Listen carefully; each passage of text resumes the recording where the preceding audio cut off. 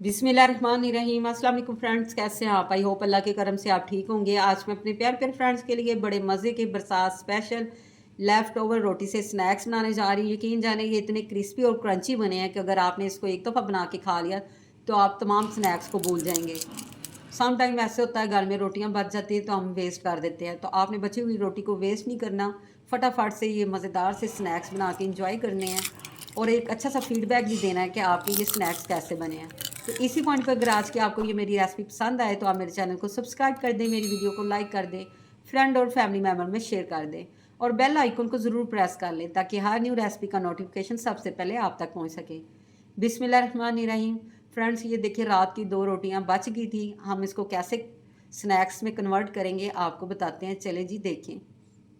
मैंने 4 से 5 जो है देसी लहसुन लिया है, थोड़ा सा अदरक का स्लाइस, 3 हरी मिर्चें, हाफ़ टी स्पून नमक, हाफ़ टी स्पून साबुत ज़ीरा, इन सब को पीस के हमने पेस्ट बना लेना है। तो 1 कप मैं बेसन ले रही हूँ। बेसन को आपने अच्छी तरह स्टेन करके यूज़ करना है क्योंकि बरसात का मौसम है तो बेसन में अक्सर कीड़ा वगैरह लग जाता है। स्टेन करने के बगैर आपने इसको बिल्कुल इस्तेमाल नहीं करना। तो फ्रेंड्स, अब मैं इसमें थोड़ा थोड़ा पानी ऐड करके इसको मिक्स करती जाऊंगी। यकदम आपने सारा पानी ऐड नहीं करना, नहीं तो ये हमारा बैटर ना ज़्यादा रनी हो जाएगा। तकरीबन इसमें हाफ कप पानी चला जाता है, लेकिन आपने थोड़ा थोड़ा पानी ऐड करके इसको मिक्स करना है। तो फ्रेंड्स, आपने ये बची हुई रोटी से स्नैक्स को ज़रूर ट्राई करना है। इंशाल्लाह आपको ये बहुत ज़्यादा पसंद आएंगे। स्पेशली बच्चों की तो ये फेवरेट है। आप बच्चों को इसको लंच में देख सकते हैं, तो बच्चे बहुत ज़्यादा इसको एंजॉय करके खाएंगे। तो फ्रेंड्स, ये देखें, हाफ कप पानी ऐड करके मैंने इसको अच्छी तरह मिक्स कर लिया है। तो अब हम मज़ीद इसको 2 से 3 मिनट एक ही डायरेक्शन में हम इसको मिक्स करते जाएंगे ताकि ये फ्लफ़ी हो जाए, ये फूल जाए। हमें इसमें मीठा सोडा या बेकिंग सोडा डालने की ज़रूरत ना पड़े। ये देखिए इस तरह का ये रनी सा हो गया, ना ज़्यादा ये ठीक है ना ज़्यादा हार्ड है। अब इसमें जो हमने पेस्ट तैयार किया था वो ऐड कर देंगे और एक मैं छोटे साइज़ का ना ये प्याज इसमें ऐड कर रही हूँ। थोड़ा सा हरा धनिया, प्याज ऐड करने से बड़े मज़े का इसमें क्रंच आएगा। हाफ़ टी स्पून मैं इसमें लाल मिर्च का पाउडर, हाफ़ टी स्पून हल्दी पाउडर, हाफ़ टी स्पून गरम मसाला, 2 चुटकी अजवाइन को मसल के इसमें ऐड कर दूँगी और 1 टीस्पून में इसमें मैं सफ़ेद तिल ऐड करूँगी। मज़ीद इसको चटपटा सा बनाने के लिए मैं 1 लेमन का जूस इसमें ऐड कर रही हूँ। तो इसको हम अच्छी तरह मिक्स कर लेंगे। अच्छी तरह आपने मिक्स करना है। ये इतना गाढ़ा होना चाहिए कि हमारी रोटी के ऊपर ये मिक्सचर इजीली स्प्रेड हो जाए। ये देखिए ना ज़्यादा रनी है और ना ज़्यादा ये थिक है। तो अब हमने इसको अच्छी तरह स्पून के हेल्प से या हाथ की मदद से आपने इसको अच्छी तरह रोटी के ऊपर स्प्रेड कर देना है। रोटी के कॉर्नर तक आपने लगाना है ताकि कोई भी कॉर्नर ना रह जाए, सारे कॉर्नर कवर हो जाए। ये देखिए अच्छी तरह मैंने स्प्रेड कर दिया है। तो अब हम इसका रोल बना लेंगे। जितना छोटा बड़ा आपको चाहिए वैसे आप इस रोटी को रोल कर लें। एंड वाला पार्ट ऊपर रख के अच्छी तरह साथ चिपका दें।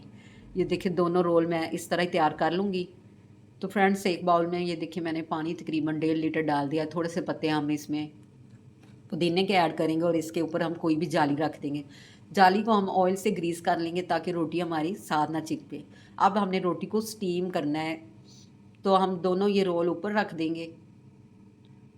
तो फ्रेंड्स, इसको हमने ना हाई फ्लेम पे इसको 10 से 12 मिनट तक हमने इसको स्टीम देना है। तो आप किसी भी भारी बर्तन, कढ़ाई या पतीले से आप इसको कवर कर दें ताकि स्टीम बाहर ना निकले। ये देखें फ्रेंड्स, तकरीबन 10 से 15 मिनट के बाद मैंने इसको चेक किया। रोटी देखें साइज़ में डबल हो गई है, फूल चुकी है। तो आप इसके अंदर मैं पिन इंसर्ट कर रही हूँ। ये अंदर वाला मिक्सचर भी हमारा कुक हो चुका है। ये देखिए बिल्कुल ये क्लीन आया है। तो अब हम इसको निकाल लेंगे। ठंडा होने पर हम इसके स्लाइस कट कर लेंगे। आप चाहें तो इसको ऐसे भी खा सकते हैं, लेकिन हम इसको मज़ीद क्रंची करने के लिए मैं इसको फ्राई करूँगी। देखिए सारे रोल मैंने कट कर लिए हैं।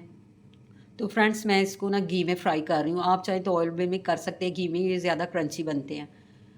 तो मैंने ये थोड़े से वाइट तिल लिए है। रोल की दोनों जो हमने ये साइड है पीस किए हुए हैं, थोड़े थोड़े हम लगा लेंगे। इससे बड़े ना मज़े का फ्लेवर डेवलप होगा। ऑयल हमारा गर्म हो चुका है। 1 बाय 1 करके आप सारे इसमें ऐड कर लें अपने स्नैक्स। तो हमने फ्लेम को मीडियम रखना है क्योंकि ऑलरेडी सारा कुछ पका हुआ है। जस्ट हमने इसको क्रिस्पी करना है। ये देखिए सारे मैंने ऐड कर दिए हैं।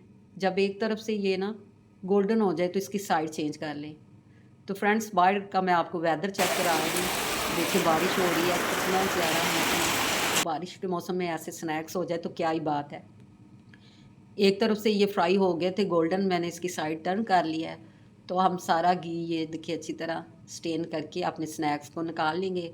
तो मैं आपको इसको डिश आउट करके दिखाती हूँ, तो चेक करें इसकी फ़ाइनल लुक। आप इसको धनिया के रायता के साथ या केचप के साथ, इमली की चटनी के साथ भी इसको सर्व कर सकते हैं। ये इंतहाई क्रिस्पी और क्रंची बने हैं। आपने इसको ज़रूर ट्राई करना है, इंशाल्लाह आपको बहुत ज़्यादा पसंद आएंगे। तो फ्रेंड, इसमें से मैं आपको एक तोड़ के चेक करवाती हूँ कि ये किस कदर क्रंची और क्रिस्पी बने हैं। तो आप इसकी आवाज़ को चेक करें, इंतहाई ये मज़े के बनते हैं, आउट क्लास।